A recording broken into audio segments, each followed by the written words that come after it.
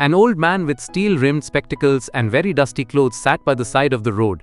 There was a pontoon bridge across the river, and carts, trucks, and men, women, and children were crossing it.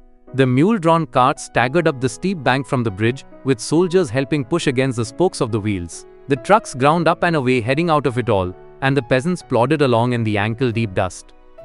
But the old man sat there without moving. He was too tired to go any farther. It was my business to cross the bridge, explore the bridgehead beyond, and find out to what point the enemy had advanced. I did this and returned over the bridge. There were not so many carts now and very few people on foot, but the old man was still there. "Where do you come from?" I asked him. "From San Carlos," he said, and smiled. That was his native town, and so it gave him pleasure to mention it, and he smiled. "I was taking care of animals," he explained. "Oh," I said, not quite understanding. "Yes," he said. "I stayed, you see, taking care of animals. I was the last one to leave the town of San Carlos." He did not look like a shepherd nor a herdsman, and I looked at his black dusty clothes, and his grey dusty face, and his steel-rimmed spectacles and said, "What animals were they?" "Various animals," he said, and shook his head. I had to leave them. I was watching the bridge and the African-looking country of the Ebro Delta, and wondering how long now it would be before we would see the enemy, and listening all the while for the first noises that would signal that ever-mysterious event called contact, and the old man still sat there. "What animals were they?" I asked.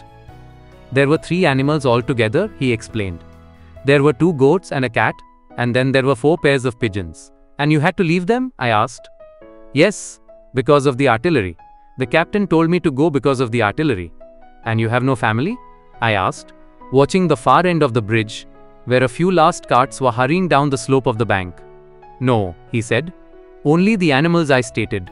"The cat, of course, will be all right. A cat can look out for itself, but I cannot think what will become of the others." "What politics have you?" I asked. "I am without politics," he said. "I am 76 years old. I have come 12 kilometers now, and I think now I can go no further." "This is not a good place to stop," I said. "If you can make it, there are trucks up the road where it forks for Tortosa."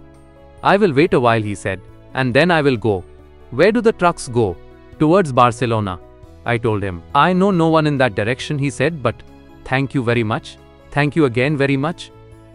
He looked at me very blankly and tiredly, then said, having to share his worry with someone, "The cat will be all right, I am sure. There is no need to be unquiet about the cat."